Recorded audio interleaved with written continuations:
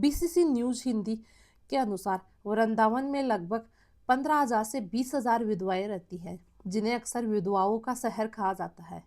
ये महिलाएं, जिनमें से अधिकांश पश्चिम बंगाल और नेपाल से है, परिवार द्वारा त्यागे जाने या आर्थिक तंगी के कारण यहाँ रहती है। ये आश्रमों में रहती है, भजन कीर्तन करती है और जीवन यापन के लिए भीख मांगने को मजबूर है।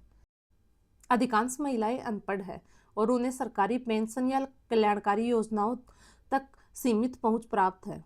वृंदावन के गोपीनाथ मंदिर में विशेष रूप से विधवाओं के लिए होली का आयोजन किया जाता है, जो उनके दुखों को दूर करने का एक प्रयास है।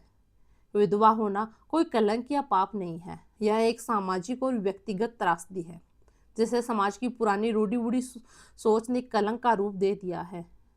लेकिन लोगों को लगता है कि अब कानून और सामाजिक रूप से यह धारणा बदल चुकी है, जबकि हकीकत इससे अलग है।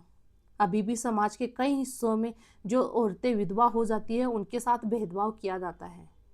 पुराने समय में जब लड़कियों का बाल विवाह कर दिया जाता था, उस समय अगर कोई लड़की समय से पहले यानी बचपन में ही विधवा हो जाती थी, तो उसके परिवार वाले और ससुराल वाले उसके साथ ऐसा भेदभाव करते थे, उसे एक कोने में पटक देते थे, उसे उसके दर्शन करना भी अशुभ मानते थे, उसे ना ठीक से खाना दिया जाता था और उससे बात भी नहीं की जाती थी।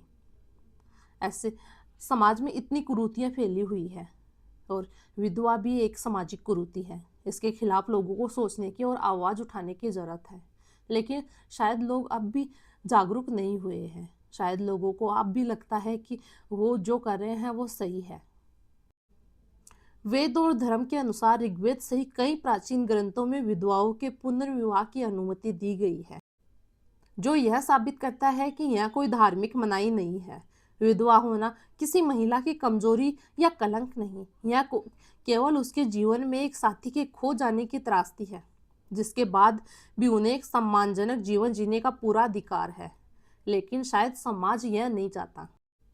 समाज उनके हंसने बोलने पर भी पाबंदी लगाना चाहता है। समाज उन्हें एक पिंजरे में कैद करना चाहता है। हमारा समाज लंबे समय से पुरुष प्रधान देश रहा है। औरत की पहचान को ही उसकी पति की पहचान से जोड़ा जाता है। जब पति रहता है तो वह शुभ होती है, जब पति नहीं रहता तो अशुभ यानी विधवा यानी औरत की कोई पहचान नहीं होती है। ये सोच इंसानियत नहीं, ये औरत पे कंट्रोल करने वाली सोच है और ऐसी सोच को हमें नकार देना चाहिए हर सिरे से। समाज हमेशा चाहता है कि औरत नियमों में बंधी रहे, वो नियमों का पालन करे, रीति रिवाजों का पालन करे।